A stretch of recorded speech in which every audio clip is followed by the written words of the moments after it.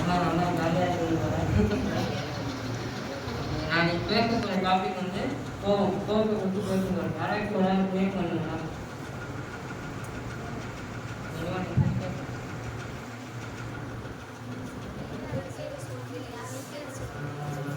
கல்லூரி class teacher pray பண்ணுவோம். 3 பேருக்கு யாராச்சும் ஒரு ஆள் கல்லூரி கிளாஸ் டீச்சர் 3 பேர் இருக்காங்க. யாராச்சும் ஒரு ஆள் ப்ரே பண்ணுவோம்.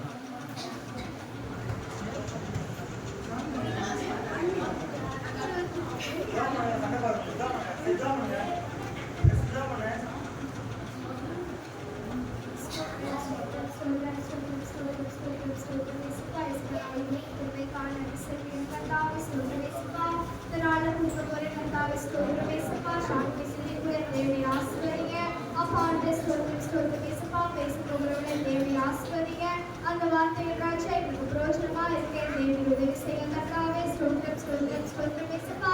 அப்பா நாங்கள் எழுந்திருக்க தலைப்பு ராஜா அந்த கோபம் கர்த்தாவே அப்பா அந்த கோபத்தை கூட்டி கர்த்தாவே ஸ்தோத்திரம் இயேசுப்பா. அவர்கள் சொல்றது கர்த்தாவே எங்களுக்கு பிரோஜனமாக இருக்கேன். தேவன் உதவி செய்யுங்க அப்பா. இந்த ஷார்ட் மெசேஜ்ல ராஜா நீரே துணையாக ஆசிரியர் நடத்துங்க. ஏசு பிரச்சனைக்கு வச்சுக்க நடத்தப்பட்டே ஆமென். நாளைக்கு இந்த கான்ஃபரன்ஸ் வந்து கோவம் யார் யாருக்கு வரும்? எல்லாருக்கும் மனுஷனுக்கும் சரி எல்லாருக்கும் ஈவன் அனிமலுக்கு கூட கோவம். கோபம் இப்போ நம்ம கோவப்படுறோம்னா அதுக்கு எதுக்கு சம்மந்தமாக இருக்கு? மத்தியோ 5:21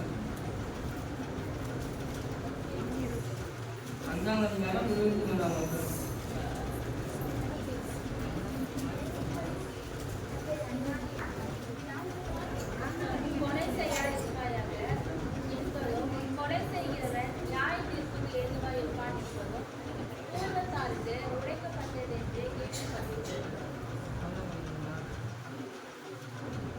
என்ன பண்ணியிருக்காங்க? கொலை செய்கிறவன் நியாயத்திற்கு எழுவாயிருக்காங்க. அந்த 22 பண்ணுங்க.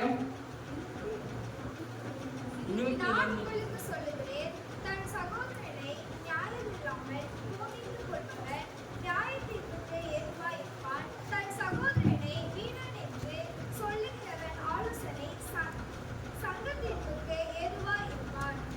21 என்ன சொல்றாங்கன்னா, கொலை செய்கிறவன் நியாயத்திற்கு ஏதுவாய் இருக்கான்னு சொல்லுது. அதே 22 தன் சகோதரனை நியாயம் இல்லாமல் கோபித்துக் கொள்பவன் நியாயத்திற்கு ஏதுவாக இருக்கலாம்னு சொல்றாரு.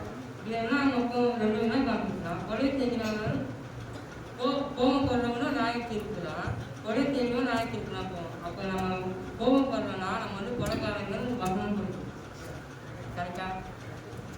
அப்போ நம்ம எல்லாம் கோபப்படாமல் இருக்குமா?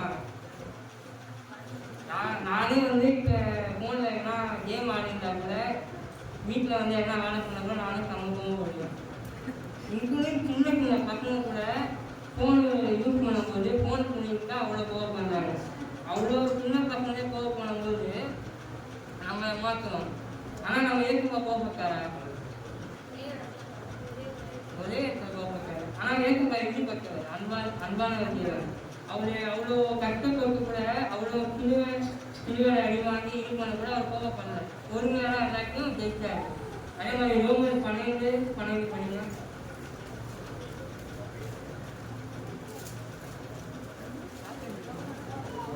நம்பிக்கையிலே சந்தோஷமா இருங்கள், உபத்திரவத்திலே பொறுமையா இருங்கள், ஜெபத்திலே உறுதியா இருங்கள். ஜெபத்தில் எப்படி இருக்கணுமா? ஒரு காட்சி மாதிரி நான் வந்து சின்ன வயசாக இருக்கும்போது டாக்டர் எல்லாம் என்ன சொல்லிட்டாங்கன்னா இவன் பேச மாட்டான் அப்படின்ட்டாங்க.